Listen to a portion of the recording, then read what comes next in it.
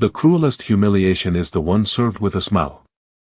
The orchestra played softly beneath the golden lights of the Manhattan Grand Regency Ballroom while waiters in white gloves carried silver trays through rows of America's wealthiest donors, politicians, and executives.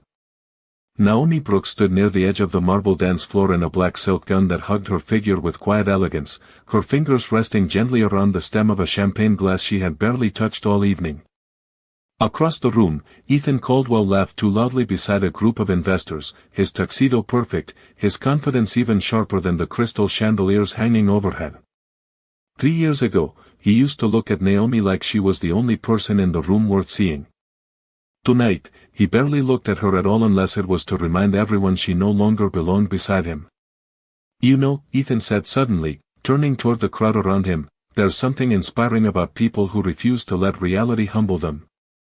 A few people chuckled politely. Naomi remained still. Ethan slowly walked closer, swirling the champagne inside his glass while cameras flashed nearby for the charity event. My wife still thinks elegance can replace status, he added with a smirk. The word wife sounded colder than ice in his mouth. Naomi felt dozens of eyes slide toward her across the ballroom, curious, entertained, waiting. She could already hear the whispers beginning beneath the music. Poor Naomi. Still clinging to him.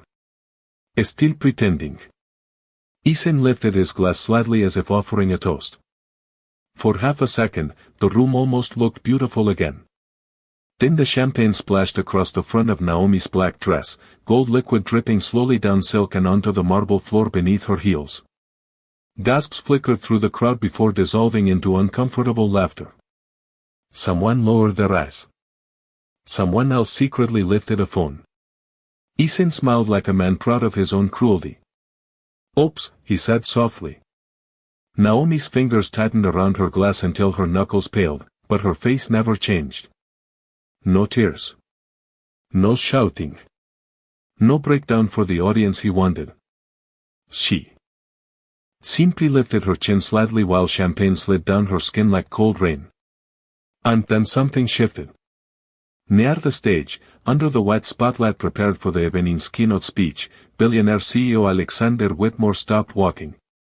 The speech cards in his hand tilted slightly as his eyes locked onto Naomi from across the ballroom. The room still buzzed with whispers, but Alexander no longer heard any of them. Because the woman standing silently in that stained black dress was someone he had spent years trying to find. The silence inside the ballroom felt heavier than the orchestra music now drifting beneath the chandeliers. Naomi could feel champagne cooling against her skin while hundreds of eyes waited for her to break apart in front of them. That was how people like Ethan survived in rooms like this. They turned humiliation into entertainment and called it confidence. Ethan slipped one hand into his pocket and laughed quietly with the investors standing beside him, already convinced the moment belonged to him. But across the ballroom, Alexander Whitmore had not taken his eyes off Naomi for a single second. The billionaire rarely attended charity galas personally anymore. Men like him usually sent checks larger than most people earned in 10 years and stayed invisible. Yet tonight, he had arrived unexpectedly, stepping into the Grand Regency with the calm presence of someone who never needed to announce power because the room already bent around it. Naomi recognized him immediately the moment he walked onto the stage earlier that evening. The silver in his hair was newer now, and the sharpness in his face had deepened with time, but she would have recognized those cold gray eyes anywhere. 7 years ago, before Ethan owned penthouses and magazine interviews, Naomi spent nights inside a cramped Brooklyn apartment balancing freelance consulting work while helping Ethan build presentations for investors who barely remembered his name. Back then, every dollar mattered. The radiator in their apartment rattled through winter nights, and sometimes they split a single takeout container because rent came first. Ethan used to kiss her forehead at 2 in the morning while she corrected numbers on his financial projections. One day I will give you everything, he used to whisper. Naomi believed him because at the time, he still sounded like a man who understood gratitude. Then came the Whitmore Foundation project. One emergency contract. One impossible deadline.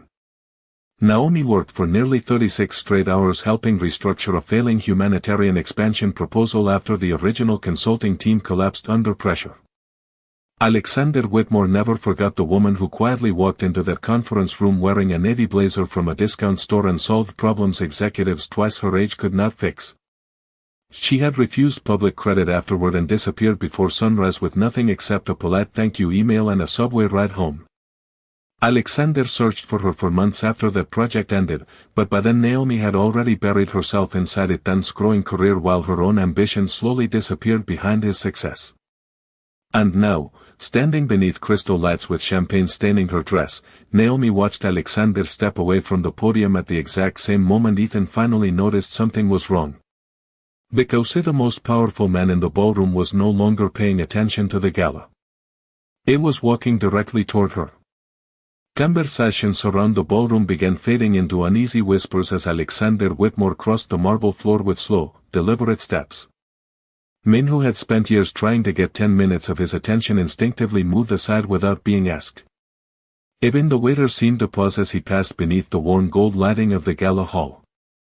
Ethan's confident smile weakened for the first time that night. Alexander, one investor said nervously, trying to intercept him with an extended hand, but the billionaire barely acknowledged him. His focus never left Naomi. She stood perfectly still near the champagne stain spreading across the front of her gown while droplets shimmered under the crystal chandeliers like fragments of broken light. Naomi had spent years teaching herself how not to react. The first time Ethan humiliated her publicly. "I've been much smaller than this." A joke at a dinner party. A comment about how she was too emotional in front of his co-workers. Then came the corrections, the interruptions, the subtle embarrassment disguised as sophistication. Over time, she learned that silence frustrated men like Ethan more than anger ever could. So she stopped defending herself. She stopped explaining herself. And somewhere along the way, Ethan mistook her restraint for weakness. Alexander finally stopped a few feet in front of her. Up close, Naomi could see the faint lines time had carved beside his eyes, but his presence still carried the same unsettling calm she remembered from years ago. He looked at the champagne soaking her dress, then briefly toward Ethan, whose jaw had tightened under the pressure of the room's shifting attention. "Miss Brooks," Alexander said quietly. The sound of her name in his voice seemed to ripple across the ballroom faster than the orchestra music. Naomi lifted her eyes toward him, steady and unreadable. Around them, executives exchanged confused glances. Ethan forced a laugh under his breath and stepped forward with practiced charm. "Mr. Whitmore," he said smoothly, "I did not realize you two knew each other." Alexander finally looked at him, and the temperature of the entire room seemed to drop. "Know each other," he repeated calmly. "Your wife once saved a multi-million-dollar humanitarian expansion when every consultant in the room failed to do it." Silence crashed over the crowd. Ethan blinked once, caught completely off guard. Naomi said nothing. Her fingers loosened slightly around the untouched champagne glass still resting in her hand. Alexander continued speaking with the same measured tone that made every word feel heavier. 7 years ago, she walked into a conference room with no recognition, no title, and no support behind her. By sonrise, she solved problems that men earning $500,000 a year could not solve in weeks. Several people nearby lowered their phones. Others stared openly now, trying to recalculate the woman they thought they understood only moments earlier. Ethan's posture stiffened beneath the lights. Naomi could feel the room changing around her like shifting tides. The humiliation Ethan created was no longer the center of attention anymore. It was. Alexander reached into the inner pocket of his tuxedo jacket and removed the dark navy envelope embossed with the silver Whitmore global crest. Then he held it out toward Naomi in full view of the ballroom. "I have been searching for you for a very long time," he said softly. "And tonight, I would like to finish a conversation we never got to have." Naomi stared at the navy envelope in Alexander Whitmore's hand while the ballroom held its breath around them. The silver crest stamped into the paper caught the chandelier light with quiet authority, and suddenly the whispers that had once surrounded her humiliation shifted into something else entirely. Curiosity. Confusion. Fear. Ethan's smile remained frozen on his face, but Naomi knew that look better than anyone. It was the expression he wore whenever control began slipping through his fingers. "I think there has been some misunderstanding here," Ethan said carefully, stepping closer with a polished laugh meant for the investors still watching nearby. "Naomi used to do a little consulting work years ago, nothing major." The words landed softly, but Naomi felt them anyway. Even now, after everything she sacrificed for him, he still needed the room to believe she was small. Alexander slowly turned his attention toward Ethan again, and several people instinctively straightened their posture just from the shift in his gaze. "Nothing major?" Alexander repeated. There was no anger in his voice. That almost made it worse. "Your wife rebuilt an international expansion strategy overnight while senior executives panicked in circles around her." Ethan swallowed sadly. Naomi noticed it because she had once spent years studying every small change in his expression, learning how to predict his moods before they reached the surface. "I offered her a senior position personally after that project," Alexander continued. "She declined because she said she believed in building a future with you instead." The silence that followed felt almost painful. Naomi lowered her eyes briefly toward the marble floor. She remembered that night perfectly now. The freezing subway platform. Her cheap heels aching after 36 hours without sleep. Ethan wrapping his arms around her the moment she came home and promising her that one day all her sacrifices would matter. At the time, she thought love and loyalty were the same thing. Around the ballroom, people were beginning to look at Ethan differently now. Naomi could see it happening in real time. The same executives who left moments ago suddenly avoided direct eye contact with him. A woman near the champagne tower quietly lowered her phone after realizing she may have recorded the wrong villain tonight. Alexander extended the envelope again toward Naomi, patient and steady. "Inside is a formal offer from Whitmore Global," he said. "Executive Director of Strategic Outreach. Full authority over our National Foundation expansion." Ethan's face lost color beneath the ballroom lights. Naomi heard someone nearby inhale sharply. Everyone in that room understood what the position meant. Power. Influence. A status far beyond Ethan's carefully manufactured reputation. Naomi finally accepted the envelope with calm hands. The paper felt heavier than it should have. Not because of the offer itself, but because it carried the weight of a life she once abandoned for someone else's dream. Ethan forced another laugh, thinner this time. "Alexander, I am sure we can discuss this privately," he said quickly. "Naomi and I are still working through some things." Naomi slowly lifted her eyes toward him for the first time since the champagne hit her dress. Her voice, when it came, was quiet enough that the room leaned closer to hear it. "No, Ethan," she said softly. "You were working through things. You already survived them." The room stayed silent long after Naomi's words settled into the air. Ethan stood frozen beside her, still holding the empty champagne glass that had started everything, but now it looked ridiculous in his hand. Small. Pointless. Around them, the energy inside the ballroom had completely changed. Only 20 minutes earlier, people smiled at Ethan like a man everyone wanted near their table. Now they watched him. Carefully, the way wealthy people always did when they sensed power moving away from someone. Naomi could almost feel it happening in real time. Respect was never loyal in rooms like this. It followed influence wherever influence decided to go. Alexander Whitmore glanced briefly toward the orchestra stage where the musicians had quietly stopped playing, uncertain whether the gala was still continuing or collapsing in front of them. Then he looked back at Naomi with the same calm attention that unsettled everyone around him. "You still disappear when things become difficult," he said quietly. Naomi let out the faintest breath that almost resembled a laugh. "And you still remember everything," she replied. A tense eyes moved between them, struggling to understand a conversation that clearly began years before he realized it existed. "Naomi," he interrupted carefully, lowering his voice now that people were listening differently, "can we talk privately for a second?" Naomi turned toward him slowly. For years, she would have responded immediately to that tone. The polished executive voice. Calm in public. Colder in private. The voice that always made her feel like she was one inconvenience away from losing the life they built together. But tonight something inside her felt strangely distant from him, as if she were finally seeing him without the weight of old love distorting the picture. There is nothing private left to protect, Ethan, she said softly. Several nearby executives exchanged awkward glances. One older donor quietly stepped away from Ethan altogether, pretending to check his phone. Alexander noticed everything without appearing to notice anything at all. Miss Brooks, he said, holding out his arm with quiet formality, would you walk with me for a moment? Naomi hesitated only briefly before placing her hand lightly against his sleeve.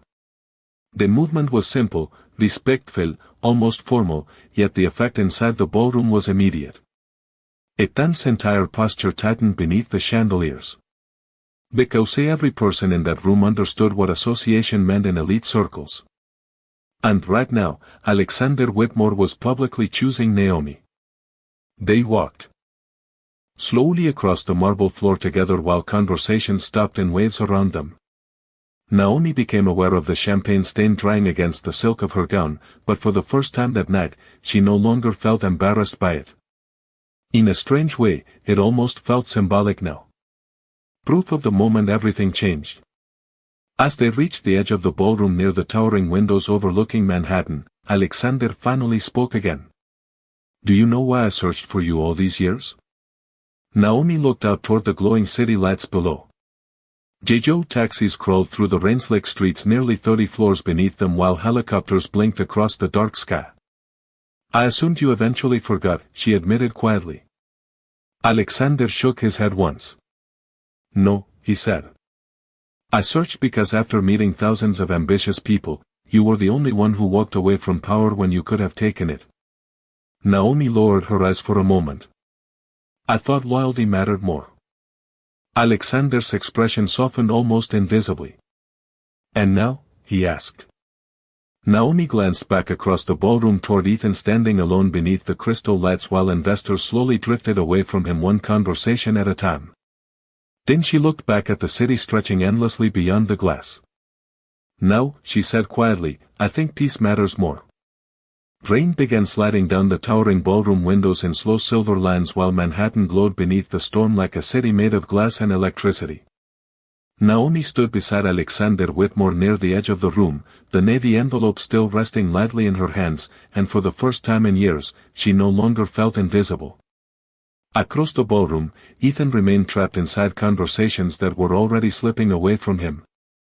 Investors who once chased his attention now glanced past him toward Naomi instead. A powerful man losing status never happened loudly.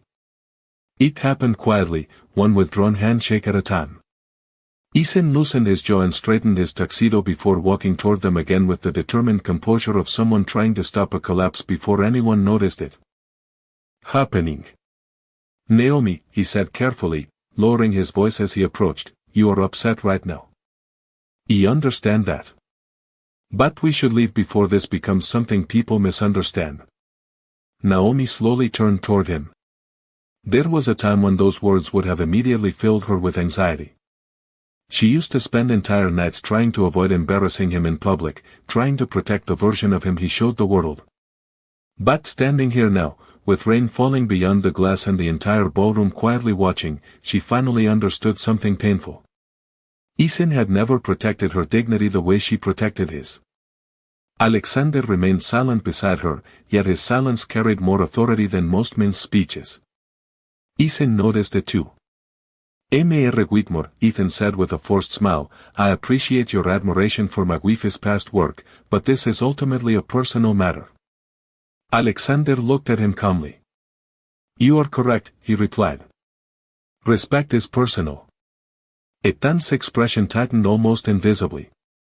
Naomi lowered her eyes for one brief second, not from weakness, but because hearing someone defend her with such simple certainty felt unfamiliar now. She had grown so accustomed to shrinking herself inside her marriage that kindness almost startled her. Around them, gala guests pretended not to listen while listening to every word. A server carrying crystal glasses slowed his pace near the window. Two executives near the donor wall abruptly stopped talking altogether. Ethan exhaled through his nose slowly before trying again. Naomi, he said, softer this time, we build a life together. Naomi looked at him quietly. Images moved through her mind with painful clarity. The tiny Brooklyn apartment. Folding laundry at midnight while Ethan rehearsed investor pitches aloud. Selling her grandmother's bracelet to help cover one of his business trips when his first company nearly failed.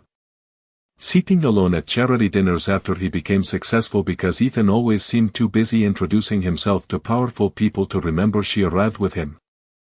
No, Naomi said gently. I built a life around you. The words landed harder than shouting ever could. Ethan opened his mouth slightly, but nothing came out. Alexander glanced toward the center of the ballroom where organizers were nervously attempting to restart the evening program. Then he looked back at Naomi. There is a private dining room upstairs, he said quietly. Some of the foundation board members are waiting for me there. He would like you to join us. Ethan's eyes widened before he could hide it. Every executive in New York understood what that invitation meant. The Whitmore Foundation Board controlled partnerships worth hundreds of millions of dollars across the country. Access to those rooms changed careers permanently. Naomi looked down at the champagne stain still marking her dress. For a moment, she remembered how ashamed she felt only an hour ago standing alone while people laughed at her humiliation.